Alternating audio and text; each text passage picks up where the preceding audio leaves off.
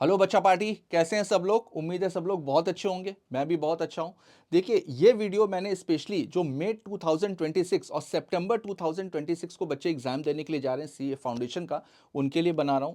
और उनको सबसे ज्यादा दिक्कत होती है लॉ में दिक्कत क्यों होती है, उसके पीछे की वजह आपको समझनी पड़ेगी। देखिए,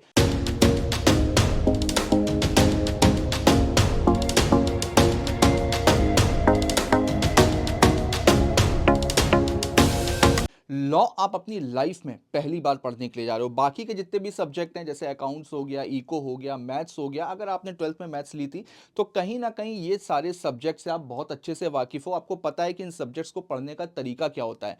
लेकिन ये जो लॉ आपका सब्जेक्ट है, ये आप अपनी लाइफ में पहली बार पढ़ रहे हो, तो इसको कैसे पढ़ा जाता है, इसको लेकर के अक्सर स्टूडेंट्स के मन में डाउट होता है। तो सबसे पहले तो आप ये अपने दिमाग से निकालो कि लॉ एक थ्योरी सब्जेक्ट है। देखो, लॉ एक प्रैक्टिकल सब्जेक्ट है। क्यों? क्योंकि लॉ में आप जो कुछ भी पढ़ रहे हो, जो कुछ भी सीख रहे हो, कल को आपको अपनी लाइफ में प्रैक्टिकली उसको अप्लाई करना है। तो इस वजह से मैं हमेशा कहता हूं कि लॉ को प्रैक्टिकल सब्जेक्ट की तरह से समझ करके आपको चलना है।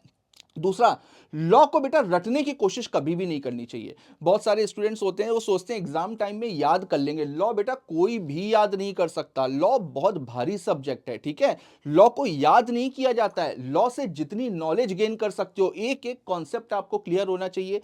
जितने भी प्रोविजंस आप पढ़ रहे हो, जितने भी सेक्शंस आपको पढ़ रहे हो, उसको समझना है आपको कि ये प्रोविजन कब एप्लीकेबल होता है, ये सेक्शन कब एप्लीकेबल होता है। तो लॉ के कॉन्सेप्ट क्लियर होना बहुत जरूरी होते हैं। प्रोविजंस आप रट नहीं सकते हो, प्रोविजन को आपको समझना है। तो लॉ रटने का सब्जेक्ट नहीं है, लॉ समझने का सब्जेक्ट है। सबसे पहले तो इस बात को ध्यान रखो कि जितने भी प्रोविजंस हैं, वो प्रोविजन कब एप्लीकेबल होते हैं, ये आपको पता होना बहुत जरूरी है, ठीक है। क्योंकि जो एग्जाम में क्वेश्चंस पूछे जाते हैं, उन क्वेश्चन को पहचान करके, उन क्वेश्चंस को आइडेंटिफाई करके आपको ये पता लगाना होता है कि कौन सा प्रोविजन कब एप्लीकेबल होगा। दूसरा, सेक्शंस को लेकर के आप बहुत ज्यादा परेशान मत हो। अगर सेक्शंस याद हैं तो ठीक है, सेक्शन याद नहीं है तो बिल्कुल घबराने वाली बात नहीं है। आप एक लाइन याद रखो, as per prescribe section of Indian Contract Act या सेल ऑफ गुड्स एक्ट। तो सेक्शन को लेकर के बहुत टेंशन मत लो। जितने सेक्शंस आसानी से याद हो जाएं उतने करो, अदरवाइज छोड़ दो।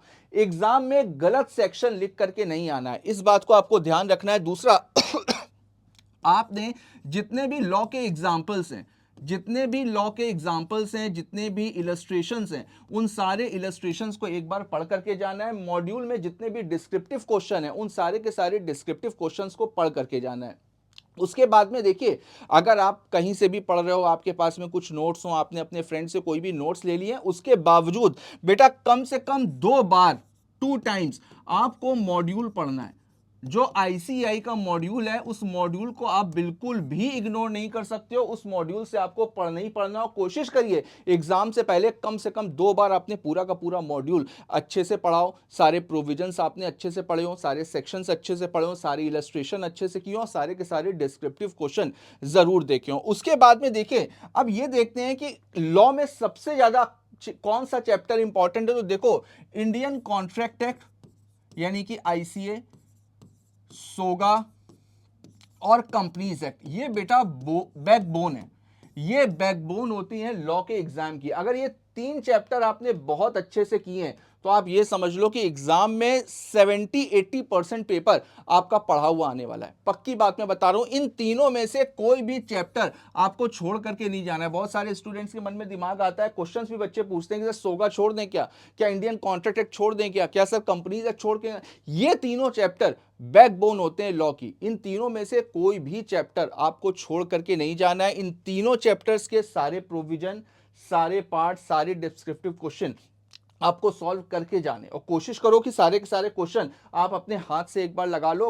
अगर आपने अपने हाथ से सारे क्वेश्चंस लगाए हुए हैं तो कहीं ना कहीं आपके अंदर एक कॉन्फिडेंस बिल्ड होगा। तो बेटा, लॉ को पढ़ने का यही तरीका है। लॉ से आप कोशिश करो जितनी नॉलेज गेन कर सकते हो, जितने कॉन्सेप्ट को क्लियर कर सकते हो, जितना लॉजिक लगा सकते हो, लॉजिक के साथ में लॉ को पढ़ना है, लॉ को रटना नहीं है। उम्मीद है आपको मेरी बात समझ में आई होगी। और लॉ को लेकर के अगर कोई भी आपके मन में डाउट आता है तो आप कमेंट बॉक्स में करो, मैं कोशिश करूंगा उस पर वीडियो बनाने की, जो जैसे भी आपके कमेंट आएंगे, ठीक है। तो चलिए, मेरी बातों को याद रखिएगा। मिलते हैं अगले वीडियो में। Follow DC line.